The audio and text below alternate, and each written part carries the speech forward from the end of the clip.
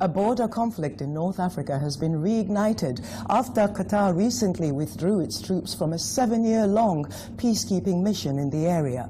The conflict is about ownership of Jumeirah Mountain and Jumeirah Island, with both being claimed by Eritrea and Djibouti. There has been an uneasy 7-year stalemate, with the most significant change being increased international, military and commercial interest in the area. Some consider Saudi Arabia's conflict with Qatar to be the major catalyst in this conflict. When Qatari troops withdrew from the disputed border on June the 12th and 13th, Djibouti protested that Eritrea immediately moved into the disputed area. The African Union has sent in a fact-finding mission in yet another attempt to find common ground between the two nations. The rapidly escalating tension confirms the peacekeeping role that Qatar had played since 2010. Qatar got involved in 2008 when the dispute threatened the whole region. Since 2010, the Horn of Africa has increased in importance to the US with its large military base of Camp Lemonnier in Djibouti. In 2015, Eritrea signed a security cooperation agreement with Saudi Arabia. The region offers immense strategic importance. Recently, China has shown strong interest in the area. Also in the fray, with the current construction of a military base in the port city of Assab in Eritrea, the United Arab Emirates, now one of the busiest shipping lanes in the world and an area of contested and conflicting geopolitical interest, Africa Today asks, what chances does the African Union have of brokering a peace agreement? Or is this a case of when Saudi Arabia sneezes, Africa catches a cold? Indeed, what are the effects of Saudi Arabia's policies in the Horn of Africa for both Eritrea and Djibouti? I'm Vuiswang Ngobongwana, welcoming you to Africa Today. And joining me to bring you some in-depth analysis on this little covered area are Priscilla Wipo, who is a broadcaster and political analyst, and Tamsang Zhou, an African analyst. Thank you both for joining us. Thank you. Thank you so much. I mean, it's an area that I've already alluded to has been very little covered, with very little background. Could any of you give us a background to the issue? And what is the heart of the matter from your point of view, Tamsang? Another border dispute.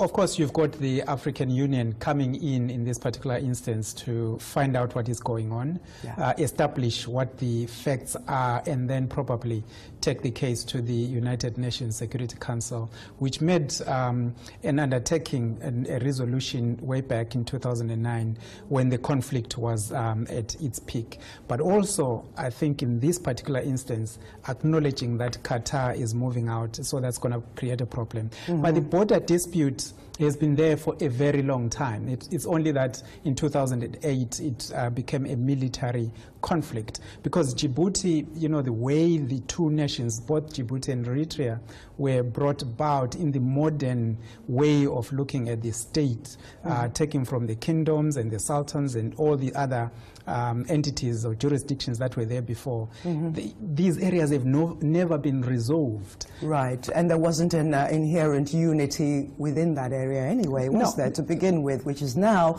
being exacerbated. I mean, what's your understanding, Priscilla, of this background?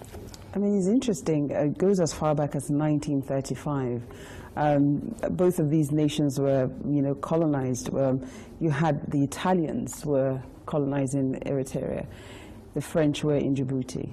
And when they were leaving back then, they signed a French-Italian agreement to ensure that, you know, there was peace in the region. Whilst they were there was relative peace in the region, and they demarcated the area.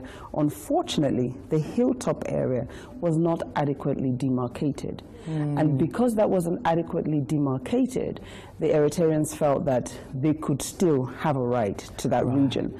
And thus, we've seen this conflict has continued. It's continued because when the Franco-Italian troops moved out of the area, Eritreans, as usual, initially went in there. And naturally, the Djiboutians felt, well, no, this is our territory. And they fought for it. And what had happened... But excuse me, let me just interrupt. Why do you say Eritreans as usual, making it... which kind of conflates that pariah state thing? Let me correct that. It stems from the fact that Eritreans went in... there was an occasion where they said they just wanted to cross the border to get some sand. And in the process of crossing this border, they then occupied this hilltop. It became an occupation. And they remained.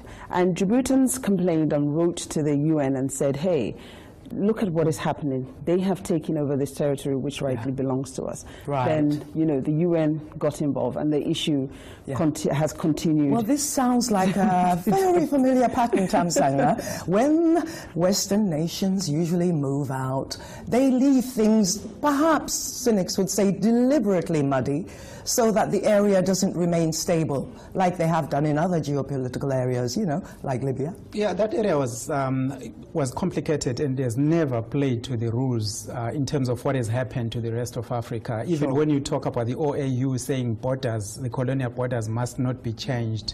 That's you had the scenario with Eritrea fighting with Ethiopia, and then even Djibouti decided. There were a few referendums even up to 1977, deciding whether they should be part of Somalia or actually be independent and separate.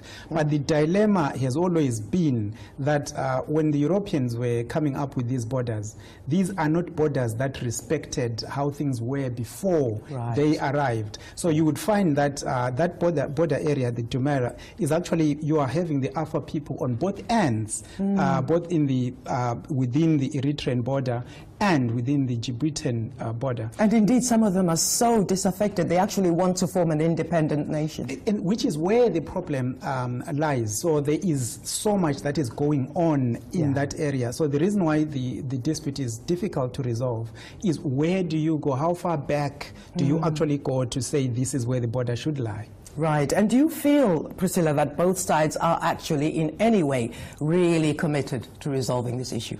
It wouldn't, on the surface of it, or clearly it doesn't look that way. No. I think what is the burning question that I have, what I think is interesting, is that these are countries that are referred to as poor countries.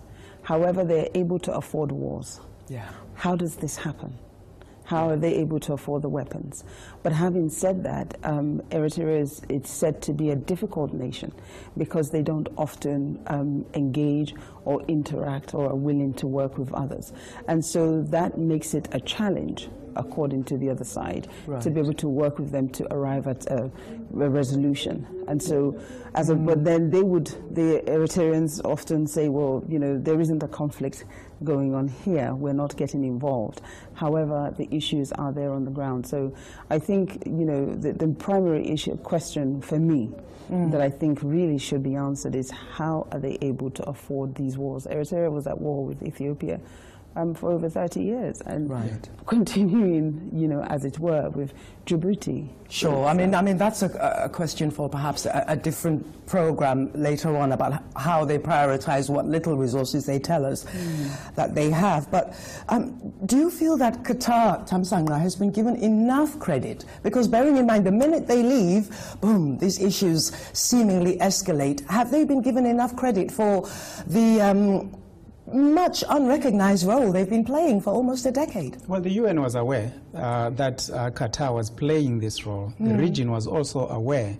And it would appear that both Asmara and Djibouti, in this particular instance, probably were, I don't want to speculate, but they both did not support Qatar in the dispute with Saudi Arabia, United Arab Emirates, Bahrain, and Egypt. So because of that, the people in Doha thought that their personnel, their soldiers, their army will actually be at risk. Because when you have a conflict, And these two countries, Eritrea and Djibouti, don't support, in other words, imply that they are supporting the other Gulf nations. Qatar decided to withdraw, but it's not the withdrawal that is the main problem. The main problem is their role in the mediation will now need to be filled in. There will have been work that they will have done over the years, relationships that have been established over the years. They have been able to maintain that peace through their negotiation and putting in resources. Who's going to take over? I don't see the African Union having the ability to do that, and there won't be appetite from any other nations to go into an African conflict. And indeed, we are going to, Priscilla, speak a little bit more about the role of the African Union. But before we do that, let's have a look at what you've been saying on our social media pages. On our Facebook page, a comment coming from Somalia. Nisa says, I remember Djibouti sided with Saudi Arabia against Iran. So, shouldn't Saudi Arabia replace troops in the border area? If not, then this shows that Saudi Arabia is no ally, no friend, just a snake businessman. You see? So Saudi Arabia doesn't want peace. It is the terrorist state. Powerful opinions there from Somalia, and on to Chad from Efemo, who says that Qatar used to support Eritrea against the propaganda and sanctions of the world. So whose side is Eritrea on now? Also, was it Qatar who supported Palestinians against Israel rather than Saudi Arabia? I think the US ordered Saudi Arabia. And our final thought comes from another conflict area, Sudan. Mikhail says, at the heart of this are the people who will be the real sufferers of the crisis that Saudi Arabia, as usual, has started. It's always about alliances and money with Saudi, never about people. Shame on this corrupt state, the terrorist tool of the West. Do you agree with that? Do let us know what you think. You can get in touch with us in many different ways. Have a look at this.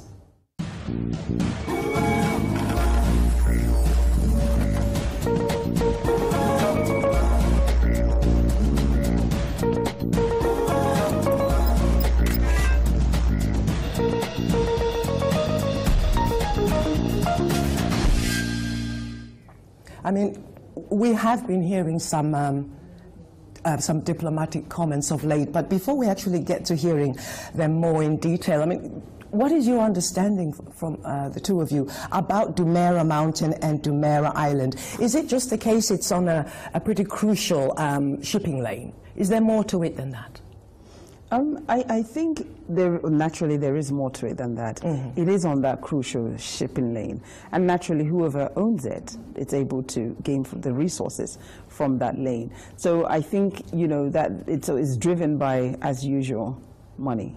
And so this is what is driving this fight and has driven it for so long. Because as the report mentioned there, this is one of the most lucrative shipping lanes in the world, you know, the area itself. And so it's, you know, it's to do with the finances and who gets it, and that's what's driving it ultimately. Right. But I don't think it's singularly driven by the two states. I think there could be some support. Any thoughts on that particular area? No, I agree. It's an issue about resources, territory. It's also about the territorial integrity in terms of the identity. When you look at how do people in Eritrea or Djibouti identify themselves and their history. And remember, some of these places, before they were a source of economic power, they were also a source of identity in the old days. And they could have been ports. This is where the people from Yemen, when you're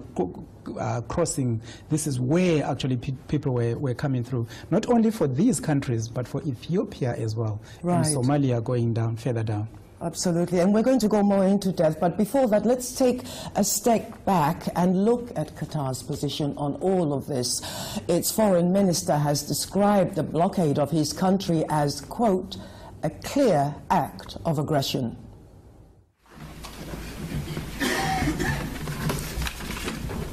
We cannot afford another conflict in the region.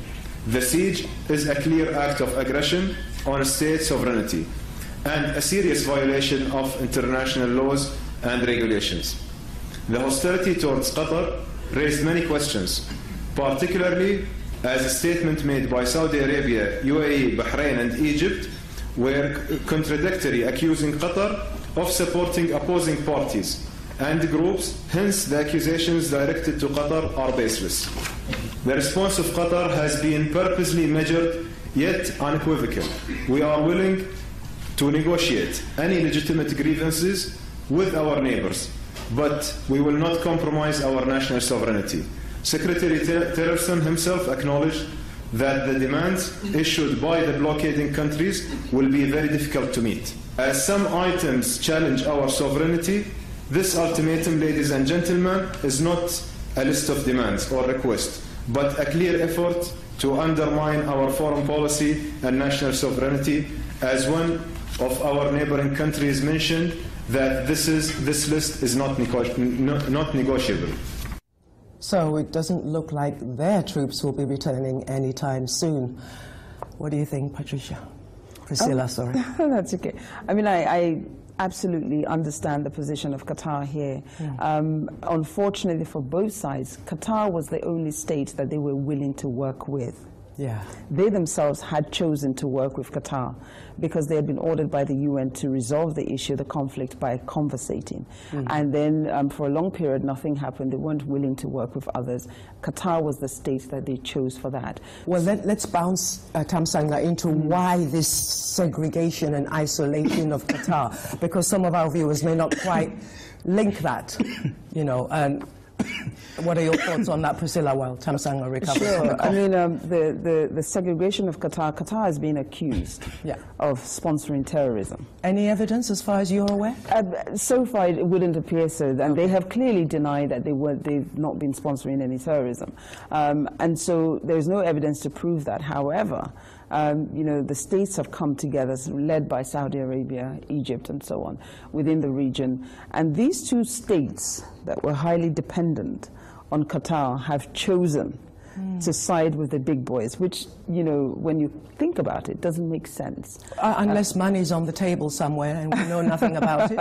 Perhaps money's on the table somewhere that is driving what side that they take. Isn't it interesting that they agree to side against Qatar? Right. How interesting, yeah. How interesting that there's an agreement. Qatar, but not agree with each other. But not agree with each other on very important issues concerning their respective states. So, well, indeed, let's move on. The border area does seem so attached to the crisis that it's important to keep in check the developments that, of course, will follow. How likely is it that Qatar will submit to the demands of Saudi Arabia, particularly when it seems that there's no evidence of Saudi Arabia's claims? Let's look at the US's initial response to the claims, as well as the perspective from a local analyst on the apparent lack of evidence submitted by the Saudi dictatorship.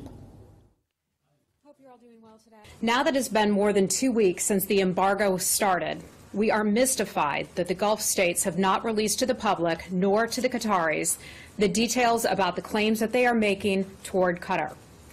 The more the time goes by, the more doubt is raised about the actions taken by Saudi Arabia and the UAE. At this point, we are left with one simple question. Were the actions really about their concerns regarding Qatar's alleged support for terrorism, or were they about the long-simmering grievances between and among the GCC countries? The Secretary is determined to remain engaged as we monitor the situation. He has been delivering the same message to other diplomats overseas. We are encouraging all sides to de-escalate tensions and engage in constructive dialogue. We once again call on all parties to focus on the core regional and international goal of fighting terrorism, to meet the commitments that were made in Riyadh, Saudi Arabia, and to constructively resolve this dispute. There hasn't been any sort of tangible evidence that's been presented, at least in any public forum, with regards to Qatar's funding of terrorism. So that's significant, and I think that the Qataris have asked, you know, for such evidence to be presented, and it's also important to note that the Qataris hired John Ashcroft's law firm to audit Qatar's counterterrorism efforts and its anti-money laundering efforts, and And I think this is a very sort of highly symbolic hire of John Ashcroft. You know, as we know, he's the former U.S. Attorney General between 2001 and 2005, when, you know, the anti-terrorism laws were being reshaped and in the aftermath of 9/11. And so I think that Qatar is taking some what seem to be very serious steps to try and sort of respond to those charges of funding terrorism. Indeed, if Qatar has no case to answer, what does it mean for the border dispute in Africa? I mean, let's give you a chance after your slight coughing fit there to come in on the point that you were seeking to make, Tamsang. Well, I might as well move on and say that the Secretary of State for the United States, Rex Tillerson, did say that the demands, you know, the list of 13 demands that were actually put on Qatar were very difficult to meet and were, or appeared not to have been in the spirit of people that wanted to resolve any conflict, besides the fact that the evidence that was supposed to support the allegations was not forthcoming. But the implication, this is just one of the things that we are talking about. Qatar was using a lot of resources in trying to sort out this problem between Eritrea and Djibouti. And the biggest problem that you have, or we have, is that if this conflict escalates again, you are likely to have problems in Somalia where problems are already, I mean, where there's an attempt to resolve the issues and the security issues with Al-Shabaab and everybody.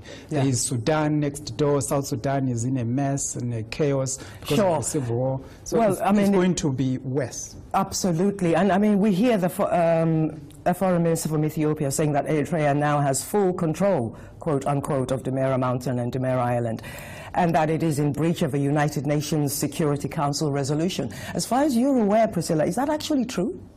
Breach of a United Nations Security Council resolution? I am not aware that they are in breach of the United Nations Council's resolution on that, by occupying that space. I think perhaps they are in breach of it with the conflict that will arise within the situation that this will bring up. So I don't agree that they're in breach of that. Sure, but I think it's diplomatic grandstanding, perhaps. It depends on how you read it. I think 1862, you know, the 2009 resolution, 1862, it was mainly asking Eritrean forces to move back to the pre-2008 conflict positions. So it really depends if this is Ethiopia. I mean, Ethiopia and Eritrea don't normally have, you know, good things to say about each other. So it depends on where they are.